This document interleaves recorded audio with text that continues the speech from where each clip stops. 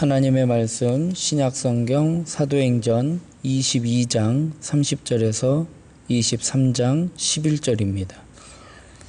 신약성경 228면 전후에 있는 사도행전 22장 30절에서 23장 11절 말씀 봉독하겠습니다.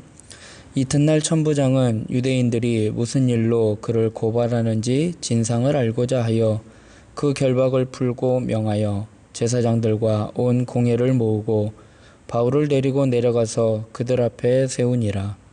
바울이 공회를 주목하여 이르되 여러분 형제들아, 오늘까지 나는 범사의 양심을 따라 하나님을 섬겼노라 하거늘 대제사장 아나니아가 바울 곁에 서 있는 사람들에게 그 입을 치라 명하니 바울이 이르되 회칠한 담이여 하나님이 너를 치시리로다.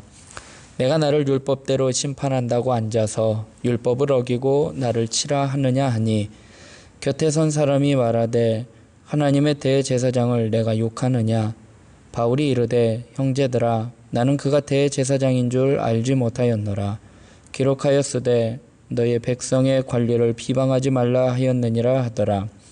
바울이 그중 일부는 사두개인이요 다른 일부는 바리새인인 줄 알고 공회에서 외쳐 이르되 여러분 형제들아, 나는 바리새인이요 또 바리새인의 아들이라. 죽은 자의 소망 곧 부활로 말미암아 내가 신문을 받노라. 그 말을 한즉 바리새인과 사두개인 사이에 다툼이 생겨 무리가 나누어지니 이는 사두개인은 부활도 없고 천사도 없고 영도 없다 하고 바리새인은 다 있다 함이라. 크게 떠들세 바리새인 편에서 몇 서기관이 일어나 다투어 이르되 우리가 이 사람을 보니 악한 것이 없도다. 혹 영이나 혹 천사가 그에게 말하였으면 어찌하겠느냐 하여 큰 분쟁이 생기니 천부장은 바울이 그들에게 찢겨질까 하여 군인을 명하여 내려가 무리 가운데서 빼앗아 가지고 영내로 들어가라 하니라.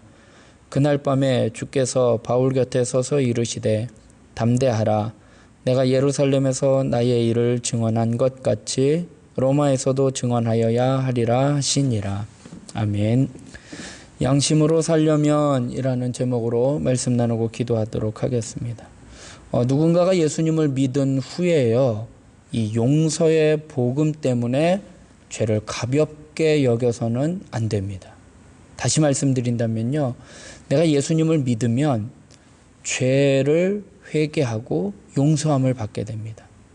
그것이 복음 때문에 용서함을 받는데 그것을 우리가 오용하거나 또 오해해서 내가 죄를 지으면 또 회개하면 되지 하고 죄를 또 그냥 가볍게 여겨서는 안 된다라는 말씀입니다.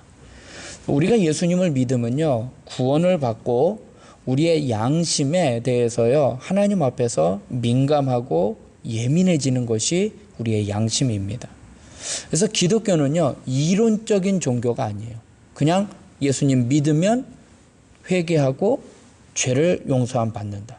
이것이 그냥 이론적으로만 알고 있다라면 내가 죄를 지으면 회개하면 되지. 그럼 용서함 받으니까. 그런 이론적으로 신앙생활에서는 안 된다라는 것입니다.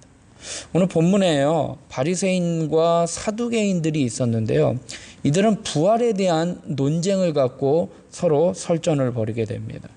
근데 이들은요, 부활에 대한 확신도 없고 그냥 논쟁일 뿐이었습니다. 학문적인, 이론적인 신앙으로 결국 예수 그리스도의 진짜 그 부활의 신앙에 이르지 못했던 사람들이었습니다.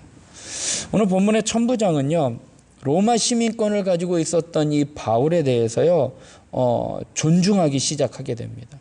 로마의 법에 의하면 죄를 판결하기 전에 그를 죄인 취급할 수 없기에 바울에 대해서 그를 결박했던 것을 풀고 진실을 알기 위해서 사내들인 공회를 열게 됩니다. 본문 30절에 보면 이튿날 천부장은 유대인들이 무슨 일로 그를 고발하는지 진상을 알고자 하여 그 결박을 풀고 명하여 제사장들과 온 공회를 모으고 바울을 데리고 내려가서 그들 앞에 세우니라 말씀을 하고 있습니다. 바울은요, 이 천부장의 인도로 인해서요, 사내들인 공회 앞에서 자신을 변론할 또 복음을 증거할 기회를 얻게 됩니다. 바울은요, 산헤드린 공회 앞에서 자신이 지금까지 하나님 앞에서 내가 양심에 거리낌이 없이 어떤 행동도 하지 않았음을 호소하고 있습니다. 1절에 보면 바울이 공회를 주목하여 이르되 여러분 형제들아 오늘까지 나는 범사에 양심을 따라 하나님을 섬겼노라 하거늘 이라고 고백을 하고 있습니다. 복음을 전하는 자들에게 있어서요, 하나님 앞에서 필요한, 하나님 앞에서 바른 양심, 그것이 복음을 전하는 자들에게 요구되는 사항입니다.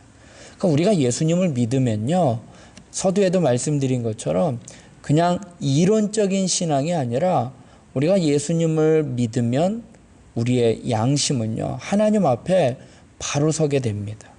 그래서요, 복음 증거자는 매 순간 하나님 앞에서 행동하고 하나님의 뜻을 분별하고 정직하게 사람들에게 양심에 거리낌이 없는 그러한 삶을 살아가는 자가 바로 예수님 믿는 자의 삶인데, 우리가 양심을 따라 하나님을 섬기려면 어떤 삶을 살아야 하는지 오늘 말씀을 통해서 좀 살펴보고 같이 기도하도록 하겠습니다. 첫 번째로 양심으로 살려면 자기의 실수를 인정해야 합니다. 바울은요, 지금 공회 앞에서 변론하는 과정 가운데에요, 이 대제사장 아나니아가 곁에 있는 사람들에게 바울의 입을 치라라고 이야기를 합니다. 그러자 바울이요, 그것에 대해서 그 대제사장 아나니아와 설전을 벌이게 됩니다. 그런데 아나니아가 대제사장인 것을 알지 못합니다. 2절부터 보면 대제사장 아나니아가 바울 곁에 서 있는 사람들에게 그 입을 치라 명하니 바울이 이르되 회칠한다며 하나님이 너를 치시리로다. 내가 나를 율법대로 심판한다고 앉아서 율법을 어기고 나를 치라 하느냐 하니 라고 대제사장과 설전을 벌이게 됩니다. 그러자 주변에 있던 사람이 바울에게 어찌 너는 대제사장에게 욕을 하느냐, 무례를 범했다라고 이야기를 해주자 곧바로 바울은요, 자신의 무례함을 인정하고 대제사장의 권위를 존중하는 자세를 보이게 됩니다. 4절부터 보면 곁에 선 사람이 말하되 하나님의 대제사장을 내가 욕하느냐? 바울이 이르되 형제들아 나는 그가 대제사장인 줄 알지 못하였노라. 기록하였으되 너의 백성의 관리를 비방하지 말라 하였느니라 하더라. 바울이요, 하나님의 말씀을 따라 자기를 돌아보며 살아온 인생에 자기는 하나님 앞에서 양심의 거리낌이 없이 살아왔다라고 고백을 하고 있습니다. 그런 고백 가운데 대제사장에 대해서 알지 못했기에 그에게 무례를 범한 것을 그는 솔직하게 인정을 하고 있습니다. 우리는요, 신앙생활하면서요, 말로만의 신앙생활을 해서는 안 됩니다. 말로만 죄인임을 인정하는 것이 아니라 구체적으로 내 삶의 상황 속에서 우리가 연약하고 실수하여 많은 죄를, 또는 어떻게 보면 죄를 범할 수도 있고 실수를 범할 수도 있습니다. 그러할 때 우리는 정직하게 그것을 인정할 필요가 있다라는 것입니다. 우리가 예수님을 믿고 거룩한 삶을 살아간다라는 것은요, 죄를 짓지 않고 범사에 실수하지 아니하고 완벽하게 살아가는 것, 그것이 거룩한 삶은 아니라는 것입니다. 우리는요, 이 땅에 살아가면서요, 불의를 행하고 또 연약함으로 인해서요, 우리가 실수할 수도 있어요. 죄를 지을 수도 있어요. 그러나 그럴 때 우리는 용기 있게 그것을 인정하고 돌이키는 것이 우리가 거룩한 삶을 살아가는 태도임을 기억하시기 바랍니다. 바울은요, 이런 면에서요, 아주 유연한 자세를 취하고 있었던 사람입니다. 자신의 죄에 대해서요, 정직하게 인정을 하는 거예요. 내가 대제사장인 줄 몰랐다라고 자신의 실수를 인정을 하고 대제사장에게 예의를 갖추고 있는 모습을 보여주고 있습니다. 자신에 대해 정직하게 인정하는 모습은요, 십자가의 은혜를 경험한 우리 믿는 사람들의 바른 자세임을 기억하시기 바랍니다.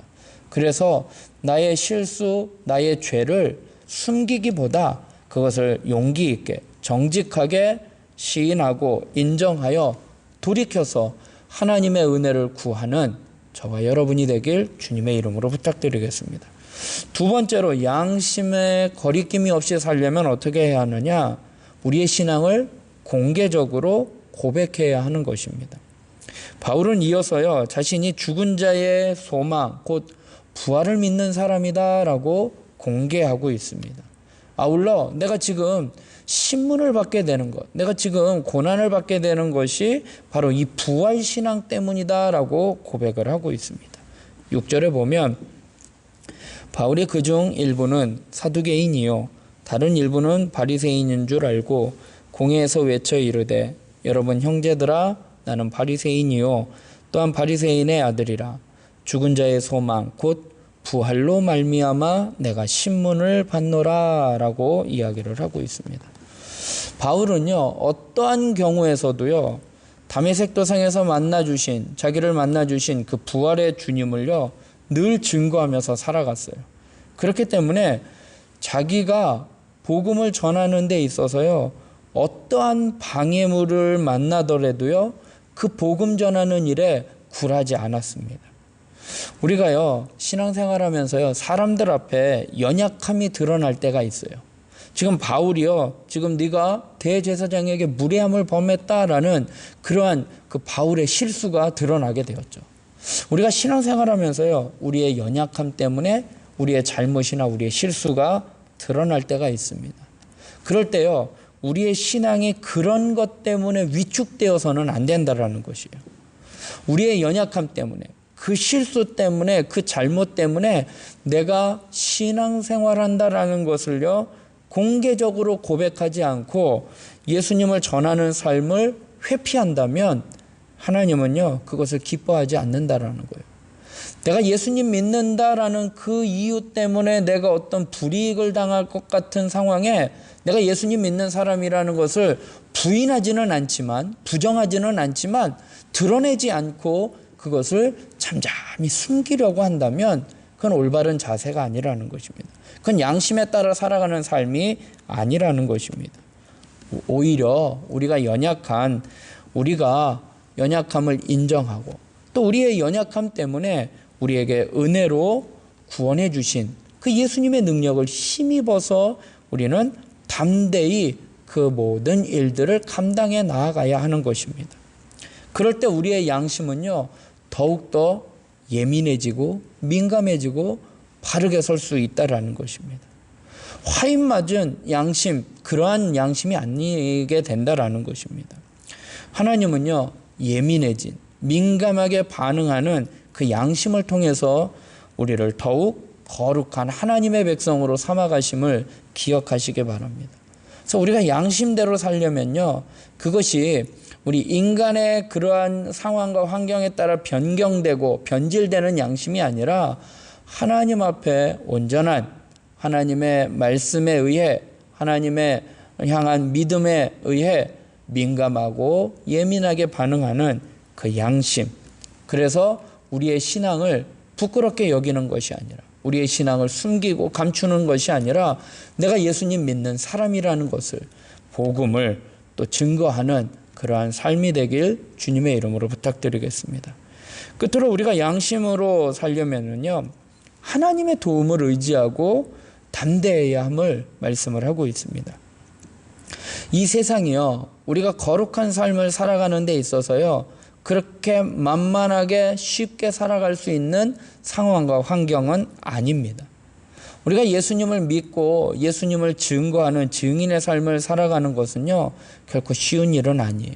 하나님은 그것을 기뻐하시지만 우리가 이 세상에서 살아갈 때에 그렇게 살아가기는 쉽지 않다라는 것이죠. 그리고 그 양심대로 선한 양심대로 예수님을 전하는 삶을 살아가는 것, 오늘 바울은요 그렇게 살아가는 삶을 통해서 유대인들에게 미움을 당하고 핍박을 당하게 됩니다. 심지어 바울을 죽이려고까지 하고 있습니다. 10절에 보면 큰 분쟁이 생기니 천부장은 바울이 그들에게 찢겨질까 하여 군인을 명하여 내려가 무리 가운데서 빼앗아 가지고 영내로 들어가라 하니라 말씀을 하고 있습니다. 그렇지만요 우리가 선한 양심을 따라 하나님 앞에 믿음으로 나아간다면요 하나님은 우리를 지켜주시고 보호해 주셔요.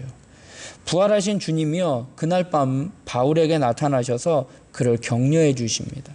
바울이 로마에 가게 될 것이고 그곳에서 주님을 증언할 것임을 말씀해 주고 계십니다. 11절에 보면 그날 밤에 주께서 바울 곁에 서서 이르시되 담대하라.